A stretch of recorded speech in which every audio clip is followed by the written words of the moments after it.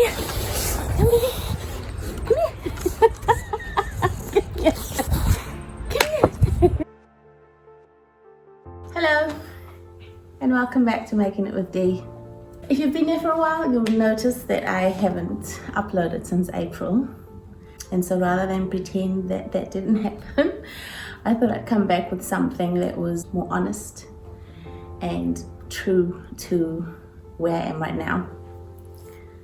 This year, my knitting hasn't been about productivity, knitting everything, as many things as possible, or even chasing the next technique. It's been a lot more slower than that. It's been to me more about comfort and learning quietly, not so much just making things for the sake of making it, but making things that fit with my real everyday life.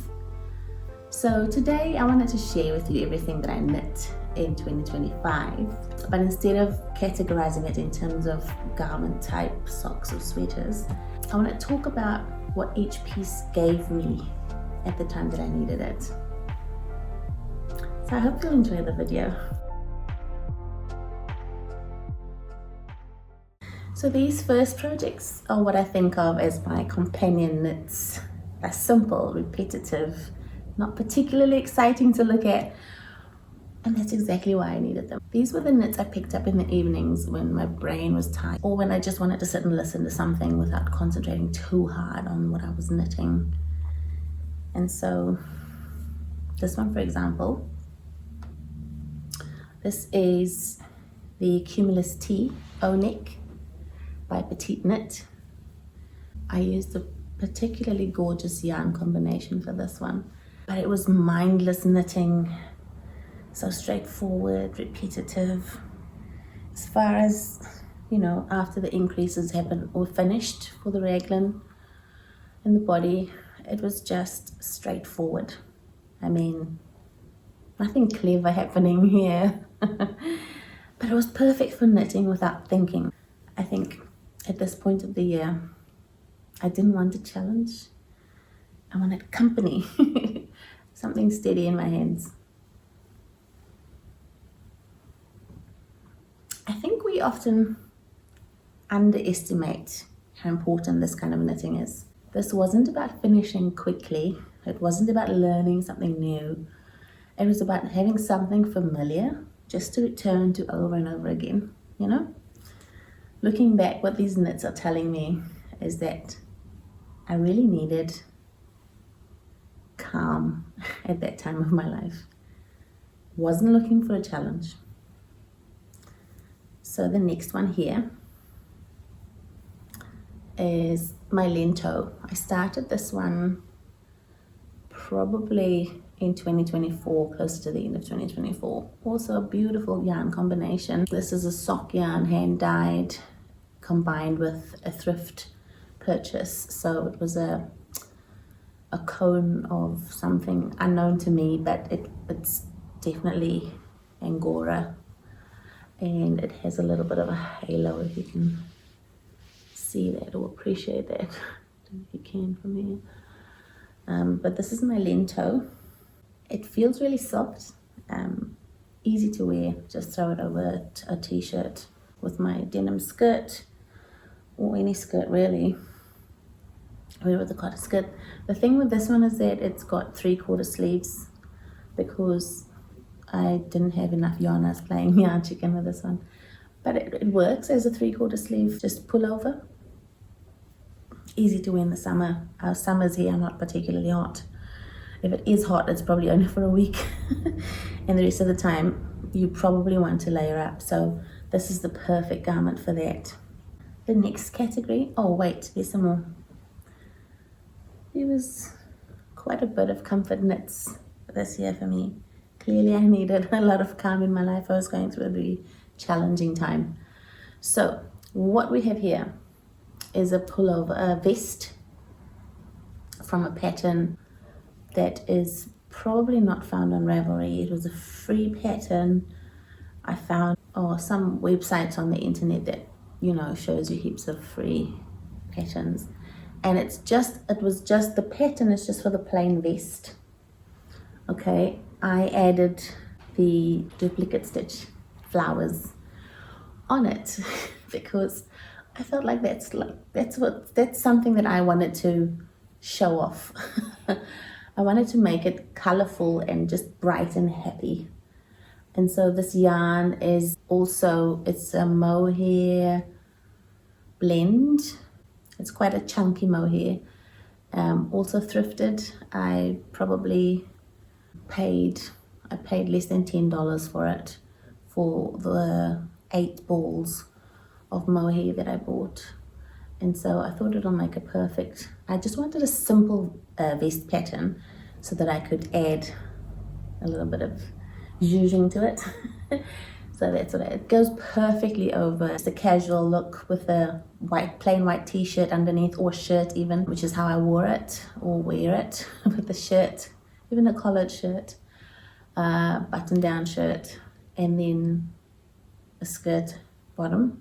It turned out to be quite a showstopper, but it took time because duplicate stitch is not a quick thing to make. I'll put some footage of just the chart that I used, that I found on Pinterest. I found a floral chart like that had these flowers on it, and so I just transferred what was on the chart via duplicate stitch with other similar yarn. So mohair, also purchased at the thrift store in white and yellow.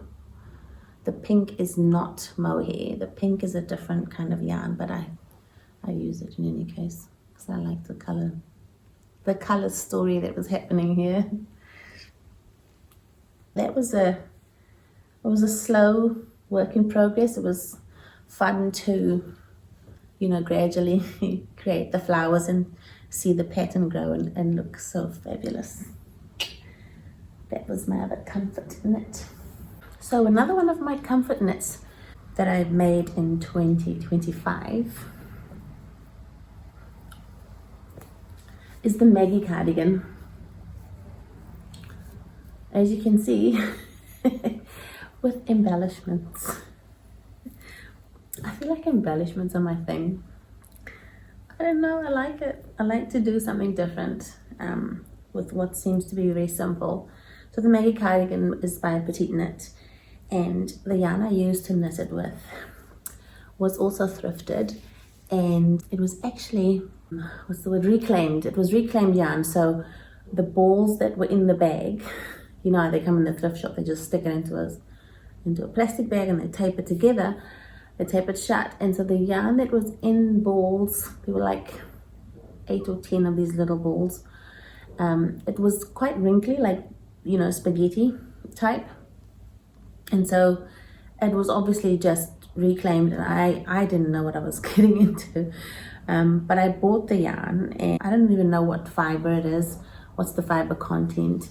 It was a little bit stretchy. It had kind of a funny elastane quality to one of the strands in the ball, and it constantly got caught. It's one of those yarns that was also not plied together, so it had like 4 strands loose and one really thin, kind of almost elastic strand. So whatever that was, I knitted the cardigan and wasn't in love with the texture even after blocking.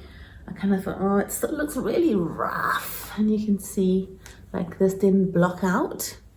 I don't know if you can see it, but I definitely noticed it, and I was a little bit disappointed in it. So I thought, well, I'm gonna have to do something. I was gonna embroider something on it to cover it, or maybe do some duplicate stitching over the top of it. But then I decided I'll try some sequins. So I bought this sequins ribbon, and I looked on Pinterest and found some inspiration ideas, and there was this one cardigan that had a bow on it in sequins. So that's what I created. So I copied it. I'll show a picture of me in the cardigan and also the inspiration photo. I'll try and pop it over here. Yeah, and this turned out to be my Christmas cardie because it's summer in New Zealand around Christmas time. But I thought it was nice and it added some glam. And I really enjoyed the results. It made me really happy. It was, the knitting part of this was comforting. It was, you know, simple, straightforward. After you've joined all the bits and pieces and you finished all your increases, it was just kind of straightforward. Stockinette. A lot of people hate the purling part. Didn't bother me. It was just mindless. And I love the result. Very happy with this result. So this is the final comfort knit that I knitted for my son. He's now a teenage boy and he used to be very knit-worthy. I knitted a pair of gloves, 2 pairs of gloves for him that he wore religiously during winter. He instructed me on how long he wanted it. He fitted it on and everything. When it was finished, he wore it once. He wore it once. I bought this wool at an off shop, a thrift store, and it's 100% pure New Zealand wool. And I paid $30 for 13 balls, 50-gram balls. So I think that's the most I ever paid at a thrift store for anything, but I thought it was probably worth it because there was quite a lot of wool in the bag. So here's the jersey, pullover, jumper, whatever terminology you use in your country. I quite like it. It's not my colors, that's why I wouldn't probably wear it. I don't like this color for me. Nope, not a good look. So yeah, that was my final gift. I told him I'd block it again because he already instructed me on how long the sleeves are meant to be. When he put it on, it was not long enough. Neither was the hem. I did an extra textured section to lengthen it for him. It's not long enough, so I might have to block it and stretch it a little bit more, and maybe he'll wear it. I don't know. I can't tell. I had fun knitting with it. I have to say, this was one of the wools that felt really good to knit with. I don't know why.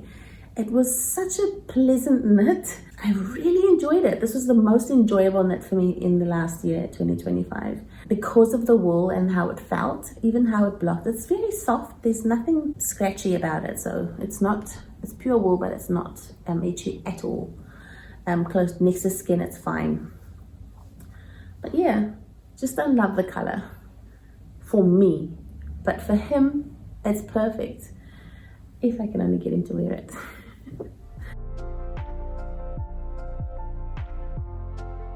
The next group of projects are what I'd call my gentle stretch knits.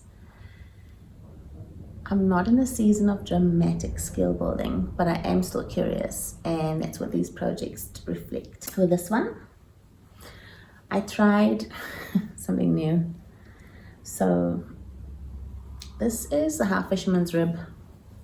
It's the Brook cardigan from my Sanders Garn DIY books. Let me see. I'll grab the books here. This one is the Brook cardigan. This is the pattern that I was creating.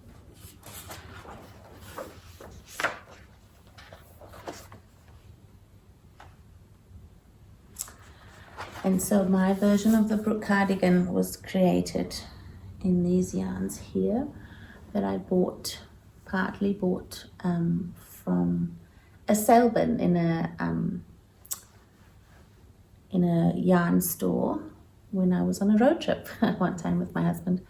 So of course I didn't have enough to finish, so I had to switch to a different combination of yarns down the bottom of the sleeves, but I had done it on both sides, so both sleeves have the different colors at the end.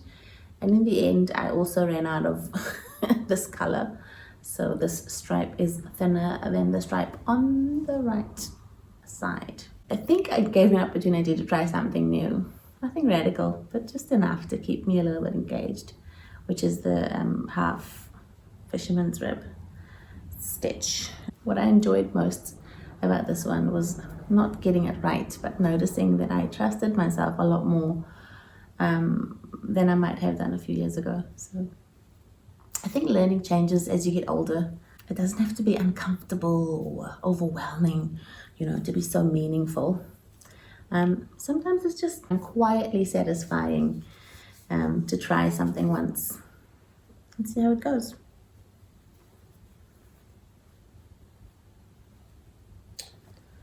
Another knit that I found gently stretching, gently challenging, was this one here.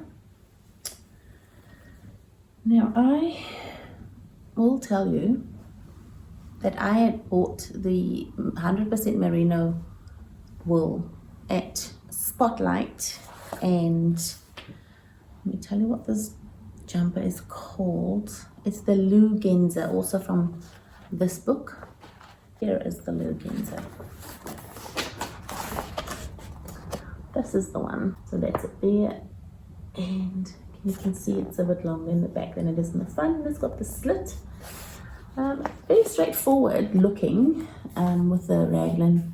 Interesting details around the raglan there and creases. My challenge with this one was how the pattern was written. It's a top-down pattern, and there's short rows in the collar. I think I messed up the short rows, and yeah, I definitely messed up the short rows in this one, but it was fine. I managed to get to the end of it. I didn't particularly enjoy the yarn as much. I don't know what's the deal with this wool, and it's very heavy. It's quite a heavy jumper.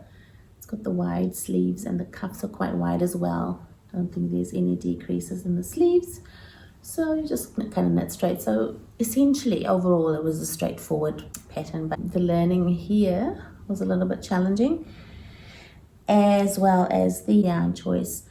I made gauge, so it wasn't the gauge wasn't the problem. It was just, I think, the short rows that got me a little bit. So that was that one, my Lou Genza. These projects, these gentle stretch knits, they remind me that I don't need to prove anything through my knitting. I can just be curious. So I knit another pair of socks. This is my second pair, I think. And it's also from this book. I will show you. This is the Snowbell socks. And it's got a cute little frill on the ankle. I will show you them here. The Snowbell socks. Sock knitting doesn't come naturally to me. And so this one had a different heel construction that I wasn't familiar with, so that was learning for me there. And I've also struggling a little bit with the cuff, because this one was knit toe up, and so there was a new technique to use the magic cast on, Judy's magic cast on, which was a new one for me. But yeah, it was fine. I learned a new technique, and I made it work. Also thrifted yarn. I got like 2 balls of this merino and nylon. No? Nylon? Yeah, merino and nylon, I think, at the thrift store, and I paid $5 for the 2 balls together. I also joined Summerlee's Cuff Club and decided to try self-striping sock yarn. And for this cuff club, I don't know which month it was, but the cuff has cables on the top of it, and it was interesting, new, different. I have to say, after doing the German short rows, this was doing German short rows, I prefer the heel flap and gusset. I'm able to do that with confidence, so I don't have an issue with that. And this was also knit cuff down, not toe up. I decided to use contrast colors for the toes, the cuff and the heel, and that was an interesting mix-up for me as well. What I learned about these socks is that, so it's probably my third, no, it's my, yeah, it's my fourth pair of socks that I knitted. I learned that the stitch count, I learned the proper stitch count for my feet, and these ones are too big. And so I'm gonna, because I found out that I'm quite a tight knitter, so I needed to come down in size for my socks. And I only learned that after I started the color work ankle socks, also from the Cuff Club.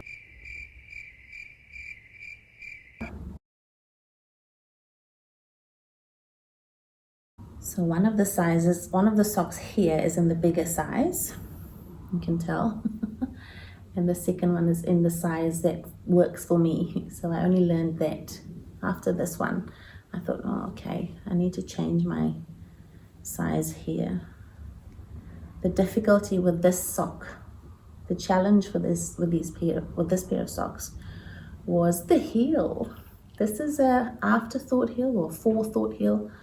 I just don't get it. I don't think, again, I didn't do a fantastic job of this heel because it's in the picking up of the stitch. The stitches, I always struggle. I managed to get the one half, but then the other way, it doesn't work. So I have to kind of fudge my way through to make the heel. I thought I'd get it on the second one, but I still didn't get it. So, I mean, the socks are wearable. It's just this horrible thing. It's there because I picked it up wrong. I picked up the stitches wrong. But beautiful color work, and chuffed that I could, you know, pull it off. And the socks are wearable, so. Those were my socks for gentle stretching. And then I do want to talk about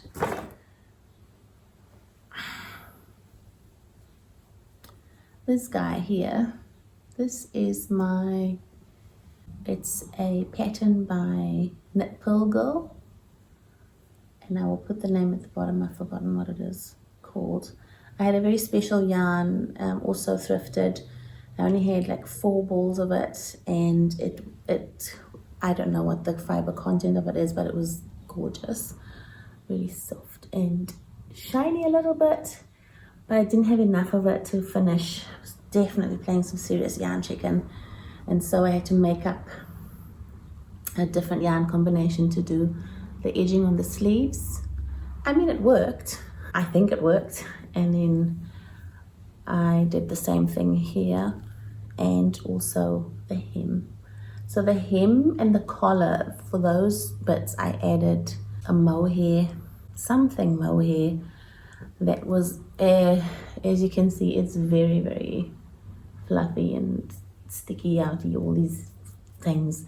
And you know what that means, right? That means it's very scratchy.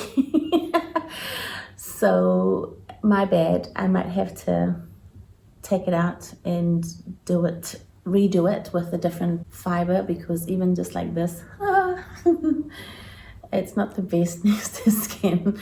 So I might just do the same, use the same yarn, that combination that I use for the sleeve edgings, and just put it on here, and that'll make it a lot more wearable for me, because at the moment I've worn this once and not again, because I can't stand the scratchiness of the mohair.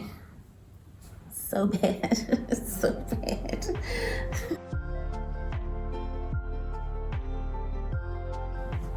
What I'm wearing is probably my favorite, not because it's perfect, because I did make some mistakes on it, but because I wear it. And this one is a knit that's lived a real life. I love it. It was not an easy pattern. Oh, I guess there wasn't anything. It's a complicated pattern. It's not something that I could knit mindlessly, because I had to pay attention to charts and where the lace stitches are. Yeah, you had to really pay attention for this one. It wasn't the most comforting knit, but it was more of a product knit, I guess. Definitely not a process knit for me. I used a brushed cotton that I thrifted.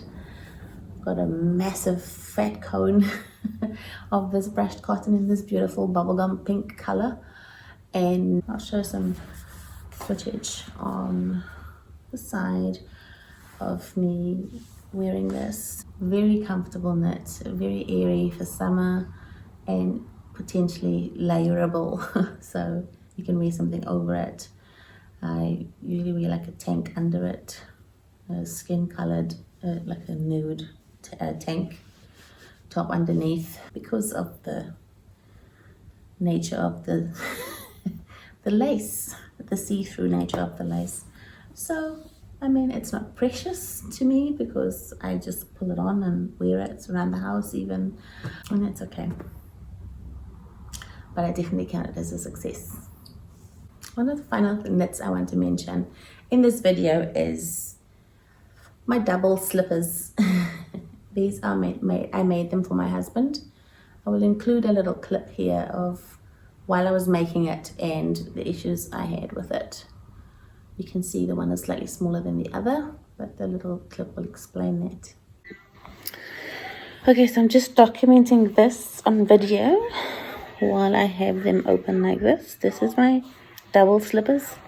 I had 2 balls of 300 gram wool.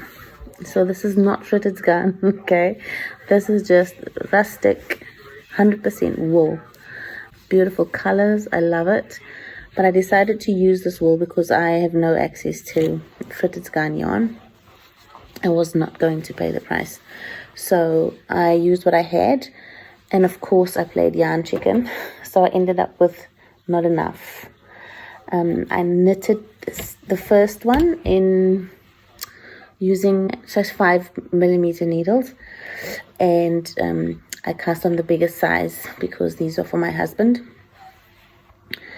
I knew that by the end of the first ball that I needed to get into the second ball from this point onwards. So I knew I was going to need more wool, but that's okay, because I then, and my cable broke, so I didn't have size 5 for the second, the inside foot. I had to use size 6mm needles because I didn't have any more. So I just judged the size or the length, the number of rows by how close it fit with this one. I made the inner sock smaller so that it can fit more comfortably.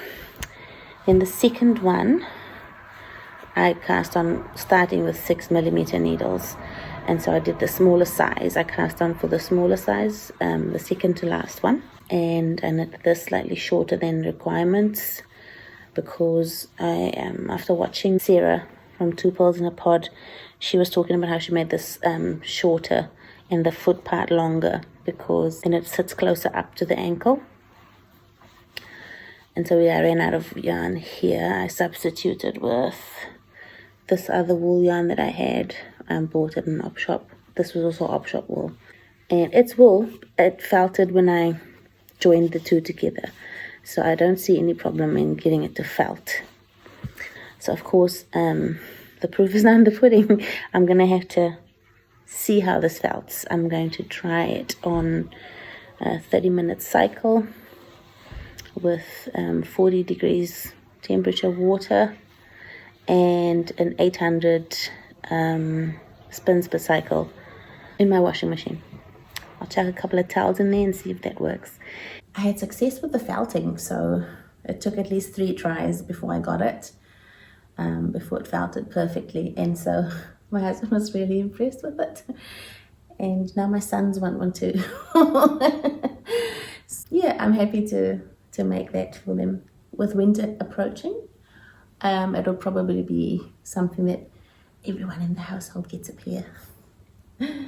Just because it was such an easy knit. It's a free pattern on Ravelry. You can have a look.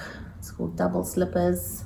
It's very satisfying to see the end result because while you're knitting it, it looks like nothing. And as soon as you felt it, it's like, wow, looks so cool. My father-in-law also ordered a pair. My husband was bragging about his slippers to them on the overseas phone call on the video call, and he showed it to them. And so my father-in-law said, oh, his birthday is on the 9th of February. He'd like a pair. Yeah, so that's cool. I like that.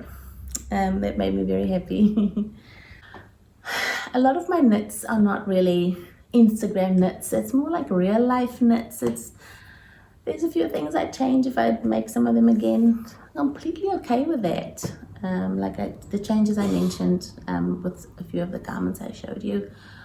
What matters to me is that the knits are comfortable, practical.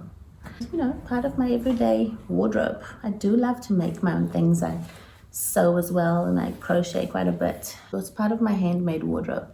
These knits come into play quite well. At this stage, I care much more about how something feels to wear rather than how impressive it looks on a hanger, you know? I don't really experience my knitting as a separate part of my other making. Like I said to you, it goes alongside my sewing, my baking, just anything that I do as part of how I soften my days. Some of these knits exist because of the clothes that I sew. They layer together, they belong together. Others are just what I wear while knitting something. I have a navy cardigan that I often wear. It's almost like my everyday relaxing uniform. It's a long line cardi. I knitted it from a pattern in a book, and it just suits me perfectly. Meets my needs. It's my blanket. It's just everyday kind of layering piece for me. So it's less about individual projects and more about building a life that feels handmade in a very special way, very practical way for me.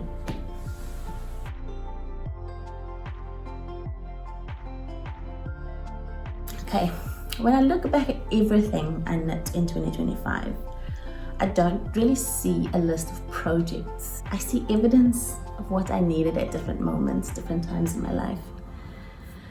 Knitting this last year reminded me that making doesn't have to be fast or impressive or even shared online, okay? So it just has to serve the life that you're actually living.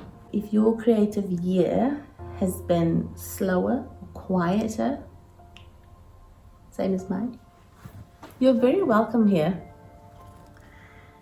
Thank you so much for watching, and if you like what you've seen, feel free to subscribe to my channel, and then you'll be in touch with whatever I upload next. See you soon. Bye.